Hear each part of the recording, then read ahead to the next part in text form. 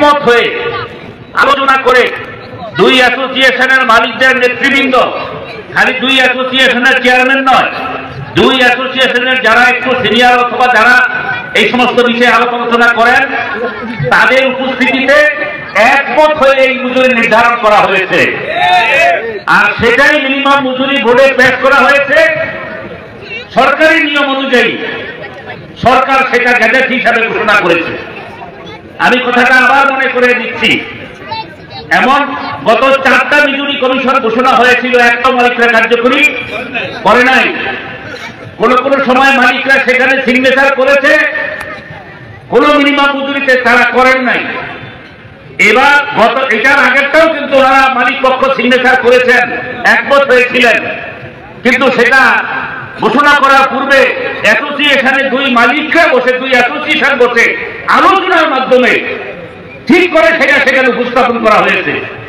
এবং সেখানে সরকার প্রধান যিনি, রাষ্ট্রপ্রধান যিনি, মহামান্য রাষ্ট্রপতি সেটা স্বাক্ষর করেছেন। সুতরাং আমরা সুস্পষ্টভাবে বলেছি, যাহা মহামান্য রাষ্ট্রপতি কর্তৃক যা স্বাক্ষরিত, যেখানে আমরা আলোচনা করে আপনাদের পক্ষের যিনি প্রতিনিধি তিনিও স্বাক্ষর করেছেন, এবং যেইটা চুক্তি আলোচনা হয়েছে দুই অ্যাসোসিয়েশন নেতৃবৃন্দ ছিলেন। সুতরাং সেটা কার্যকরী করতে কেন আপনারা বিলম্ব করছেন? আমাদের ধারণা আপনারা তাল বাহানা করছেন, আমাদের ধারণা আপনারা হাঙ্কি ফাঙ্কি খুঁজতেছেন। আজকের এই সাধারণ সভায় আমাদের নেতৃবৃন্দের বক্তব্য, এখানে বিভিন্ন এজেন্সির লোক আছেন, মালিক পক্ষের লোক আছেন। আপনাদের উদ্দেশ্যে বলতে চাই, আমাদের নেতৃবৃন্দ বলেছে এবার যে ঘোষণা দেওয়া হয়েছে, যেটা গ্যাজেট হয়েছে, এখান থেকে বিন্দু বিসর্গ সরার কোন সুযোগ নাই। এটা যদি আপনারা ভেবে থাকেন ভুল করছেন। আসেন এবার গ্রেড দিয়ে আমাদের নেতৃবৃন্দ বলছে, এই গ্রেডের ব্যাপার হচ্ছে, এটাও বক্তব্যের মধ্যে আসছে যে শুধুমাত্র 18,001 টাকা নয়, 5টা গ্রেডে কারখানার সকল শ্রমিক কে কোন গ্রেডে করবেন, তার বেতন কত হবে, কোন মেশিন কোন কাজ কোন গ্রেডে করবে, সুস্পষ্ট ভাবে বলা হয়েছে। এবং যেই কাজ করেন, যেই গ্রেডে কাজ করেন, সেই গ্রেডের যে মজুরিতে বলা আছে সেই মজুরি তাকে দিতে হবে। এখানে আপনারা আরেক নতুন প্রশ্ন তুলবেন, কোন কারখানা তো গ্রেডেই নাই। গ্রেড জানি আমরা, 20 বছর পর্যন্ত কোন কারখানায় গ্রেড দেওয়া হয় নাই, 10 বছর পর্যন্ত কোন কারখানায় দেওয়া হয় নাই। কোন কারখানায় দেওয়া হয়েছে তাও সঠিক গ্রেড দেওয়া হয় নাই। যা করেছে সবকিছু মাপ। এবার মিনিমাম মজুরিতে যেই শ্রমিক যেই গ্রেডে পড়বে, একজন শ্রমিককেও সেই গ্রেডের বহির্ভূত রাখা যাবে না। আপনাদের প্রতি অনুরোধ থাকলো যে আপনারা সেটা মেনে নেবেন কি নেবেন না বলেন? আপনাকে মেনে নেবেন। সুতরাং আগে মালিকদেরকে সুযোগ আপনারা দিয়েছেন, আমরা দিয়েছি, আর আপনারা এবার সুযোগ দিবেন না সেই ওয়াদা আপনারা করেছেন। আর যা করেছেন এটা আপনাদের ন্যায়সঙ্গত পাওনা। আপনার জীবনে বহু ছেড়ে দিয়েছেন, আমরাও ছেড়ে দিয়েছি, মালিকরাও সেই সুযোগ গ্রহণ করেছে। আল্লাহর ওয়াস্তে ট্যানারি মালিকদেরকে বলতে চাই, আর সুযোগ নেওয়ার চেষ্টা করবেন না।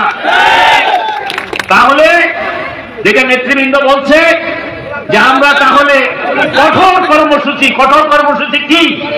আমরা গেট মিটিং করে নিজের সময়, নেতৃবৃন্দ বলছেন আগামীতে আর নিজের সময় গেট মিটিং হবে না। আগামীতে শুধু গেট মিটিং এ সীমাবদ্ধ থাকবে না, যত দেরি করবেন আপনারা ক্ষতিগ্রস্ত হবেন। আপনারা যদি মনে করে থাকেন যে ডান্ডা দিয়ে ঠান্ডা করবেন, প্রশাসন দিয়ে ঠান্ডা করবেন, ভুলে যান। বর্তমান অন্তর্বর্তী সরকার কোন রাজনৈতিক দলের সরকার নয়। বর্তমান অন্তর্বর্তী সরকার মালিকদের যেমন সরকার, আমাদেরও সরকার। এক কথায় বলতে পারি, এই সরকারের কাছে শ্রমিকের দাবি অনেক বড়।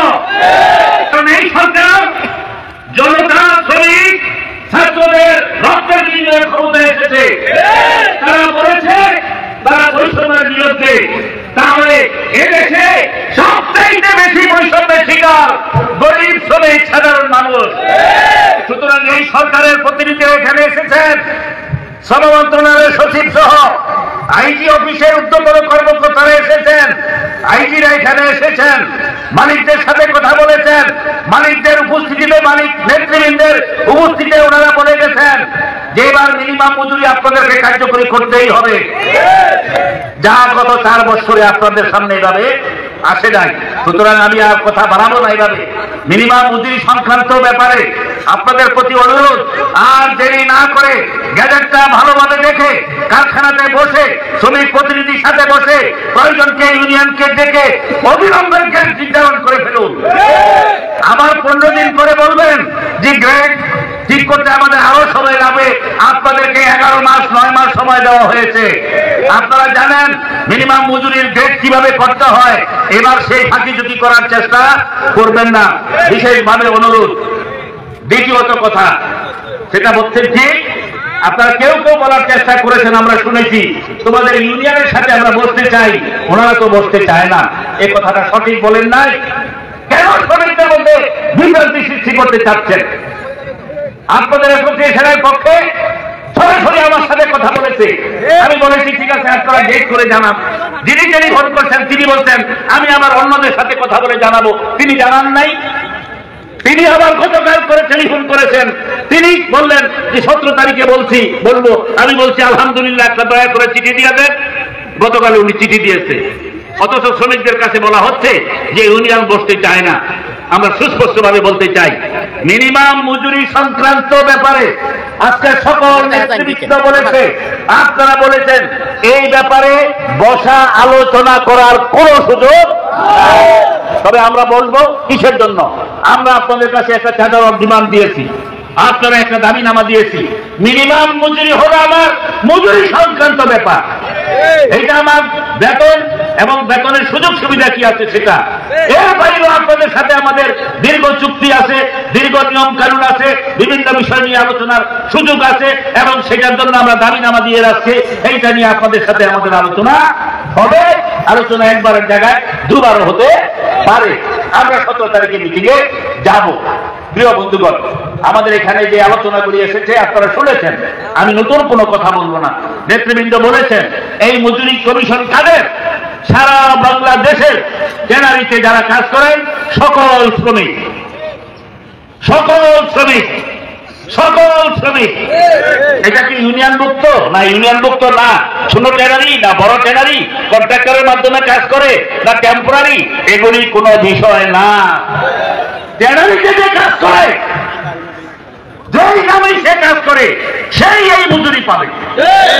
সুতরাং যা গত 30 বছর 20 বছর চালিয়ে গেছেন সেই সমস্ত বন্ধুরা, মালিকরা, আপনারা বলেন আমাদের কারখানায় তো ইউনিয়ন নাই, আমাদের কারখানায় তো কোনো পার্মানেন্ট শ্রমিক নাই, আমাদের কারখানার শ্রমিক তো ইউনিয়নে নাই, এ কথা বলে যান। ট্যানারিতে কাজ করে এইরকম যে কোনো শ্রমিক এই মজুরিটা পাবে। সুতরাং যারা ইউনিয়ন মুক্ত না, যারা কন্ট্রাক্টরের মাধ্যমে করেন বেআইনি ভাবে, যিনি করেন তিনিও বেআইনি, যিনি করেন নিজে ক্ষতিগ্রস্ত হচ্ছেন। আমাদের ইউনিয়নের পক্ষ থেকে উদ্যোক্ত আহ্বান, আপনারা ইউনিয়ন মুক্ত হন, আপনারা ন্যায্য মজুরি আদায় করেন। আপনাদের সাথে ট্যানারি ওয়ার্কার্স ইউনিয়ন আছে, কেউ যদি দিতে না চায় তার বিরুদ্ধে আইনত পদক্ষেপ নেওয়া হবে। তিনি কন্ট্রাক্টর হন, নতুন ব্যবসা করেন, কমার্শিয়াল এক্সপোর্টার হন, ছোট কারখানা হন, সকল শ্রমিকের জন্য এটা প্রযোজ্য। এটা চট্টগ্রামের শ্রমিকদের জন্য প্রযোজ্য, এটা যশোরের শ্রমিকদের জন্য প্রযোজ্য। সুতরাং আমরা এই কথা বলতে চাই যে এই মজুরি বাস্তবায়নের জন্য আমরা ট্যানারি ওয়ার্কার্স ইউনিয়ন এবার বদ্ধপরিকর। আমাদের জেনারেল সেক্রেটারি প্রখ্যাত শ্রমিক নেতা মালিক ভাই বলছেন, নেতৃবৃন্দ বলেছেন, শুনেন একটা সময় আসে মানুষ একটা সময় আছে ধৈর্য হারিয়ে ফেলে। আমরা দীর্ঘদিন পর্যন্ত এখানে শ্রমিক আন্দোলনে আছি। আমরা বিশ্বাস করি শিল্পের উন্নয়নে, আমরা বিশ্বাস করি দেশের উন্নয়নে, আমরা বিশ্বাস করি শ্রমিকদের স্বার্থে। আমরা দীর্ঘদিন পর্যন্ত এই শিল্পের সুসংস্কার রক্ষার জন্য, এই শিল্পের একটা সুন্দর পরিবেশ রক্ষার জন্য দীর্ঘদিন পর্যন্ত শ্রমিকরা অনেক ছাড় দিয়ে গেছে। আপনারা এখন জানেন একটা শ্রমিক 20 বছর চাকরি করার পর্যন্ত অ্যাপয়েন্টমেন্ট লেটার দেওয়া হয় না, একটা শ্রমিকের আইডি কার্ড দেওয়া হয় না। 20 বছর 15 বছর চাকরি করার পরে বিনা পয়সায় ছাড়ি দিয়ে দেন। এটা কি মগের মূল্য? আপনারা এতদিন পর্যন্ত এগুলি করেছেন। আমি আবারও অনুরোধ করতে চাই, এই পথ ছাড়েন, এই পথ ছাড়েন। এতে আপনারা শ্রমিকদেরকে ঠকাচ্ছেন না, শুধু নিজের কপালে নিজে আপনারা নিজের ক্ষতি করছেন। কিভাবে ক্ষতিটা বুঝতে পারছেন না, হয়তো মনে করেন যে অনেক টাকা হয়ে গেছে, মনে করেন আমাদের আর এই ব্যবসা না করলেও চলবে, আপনারা ভাবতে পারেন, কিন্তু আপনারা সেক্টরটাকে ধ্বংস করে দিচ্ছেন। যারা ব্যবসা করবেন না তারা আল্লাহর রাস্তায় ছেড়ে দেন, আর যারা ব্যবসা করতে চান দেশের নিয়ম কানুন আইন কানুন মেনে চলতে হবে। এটা ইউনিয়নের কথা না। আজকে এখানে কি দেখতেছেন আপনারা, প্রায় দেখেন বিদেশিরা আসে এখানে, বিভিন্ন সংগঠন, যেখানে আন্তর্জাতিক সংগঠন, ডেভেলপমেন্ট পার্টনার, এনজিওরা কাজ করতেছে, ইউরোপিয়ান কাজ করতেছে, যে এই দেশের মতো একটা ভালো সেক্টর, এই দেশের চামড়া ইউরোপে যায়, কিন্তু এই অদক্ষ মালিক, অযোগ্য মালিকদের কারণে, এটা পরিবেশ বান্ধব না হওয়ার কারণে, শ্রমিকের নিয়ম কানুন না মানার কারণে আজকে ইউরোপ চামড়া নিচ্ছে না। আপনারা কম দামে চামড়া বিক্রি করেন, আপনাদের দোষে আপনারা কম দামে চামড়া বিক্রি করেন, আর সেই ভোগ দায়ভার দিচ্ছেন শ্রমিকদের। শ্রমিকরা দিনে দিনে চাকরিচ্যুত হচ্ছে। আপনি হাজারীবাগ থাকে আপনারাই ছিলেন, সেখানে কত হাজার শ্রমিক ছিল, এখানে শ্রমিক সংখ্যা প্রায় 50% কমে গেছে। কি বলছেন? কেউ কারখানা চালাচ্ছেন না, কেউ খাম্বা উঠে বসে আছেন, কেউ অন্য ব্যবসায় চলে গেছেন, গভর্নমেন্ট থেকে প্লট নিলেন, সুযোগ সুবিধা নিচ্ছেন, অথচ ট্যানারি চালু করছেন না। আপনাদের লাভ থেকে হচ্ছে আপনি কারখানা ভাড়া দিয়া ঢাকায় বসে আপনি আপনার সুযোগ নিচ্ছেন। এইভাবে একটা শিল্পকে এইভাবে ধ্বংস করা ঠিক হচ্ছে না। এবং আপনারা বুঝতে না পারলেও বিদেশিরা আজকে আপনাদেরকে আজকে, যেটা মালিক ভাই বলছে, যে আপনাদেরকে আজকে বলতে চাই কিভাবে সিটিভি ঠিক করেন। ইউরোপিয়ান ইউনিয়নের সাথে চুক্তি হচ্ছে, ওয়ার্ল্ড ব্যাংক টাকা দিবে, এডিবি টাকা দিবে, তারা টাকা দিয়ে আপনাদের সিবিটি ঠিক করে দিবে। তারপরও তারা চায় যে কারখানাগুলি ভালো চলুক। তারা আমাদের শিক্ষা দিচ্ছে, আমাদের আইন শিখাচ্ছে। এখন আমরা আইন শিখতেছি, আইনটা কার্যকরী করবে কে? আমরা আইন শিখতেছি, কিন্তু মালিকরা তো সেটা কার্যকরী করতেছে না। তাই প্রিয় বন্ধুগণ, আপনাদের মাধ্যমে আজকে জেনারেল মিটিং আমরা বলতে চাই, যারা এই ওয়ার্কার্স ইউনিয়ন দীর্ঘদিনের ঐতিহ্য রক্ষা করে চলতে চায়। আমরা শিল্পে অশান্তি চাই না, কিন্তু এটা ঠিক যে আমাদের পিঠ দেয়ালে থেকে গেছে, আমাদের পিঠ দেয়ালে থেকে গেছে। আমরা কি করে বলবো আমরা একটা ইউনিয়ন, এখানে শান্তিপূর্ণ শৃঙ্খলা, সেই জায়গার মধ্যে আপনারা যদি এই অব্যাহত অনিয়ম চালাতে থাকেন, তাহলে কিন্তু এখানে যদি বিশৃঙ্খলা হয় এবং যদি ট্যানারি ওয়ার্কার্স ইউনিয়নকে কঠোর পদক্ষেপ নিতে হয়, তখন যদি কোনো বিশৃঙ্খলা হয়, সেই সময় যদি কোনো সমস্যা সৃষ্টি হয়, সেই দায় ট্যানারি ওয়ার্কার্স ইউনিয়নকে দেওয়া যাবে না। আপনাদের এই কথা বলে শেষ করতে চাই যে আপনারা যারা বিবেকবান, যারা সচেতন, যারা শিল্প রক্ষা করতে চান, তাদেরকে আমি মনে করবো যে আপনারা সঠিক সময়ে সঠিক ভূমিকা নিবেন, এই আশাবাদ ব্যক্ত করে আপনাদের সবাইকে ধন্যবাদ, কৃতজ্ঞতা জানিয়ে আজকে সবাই এখানে শেষ করছি। দুনিয়ার মধ্যে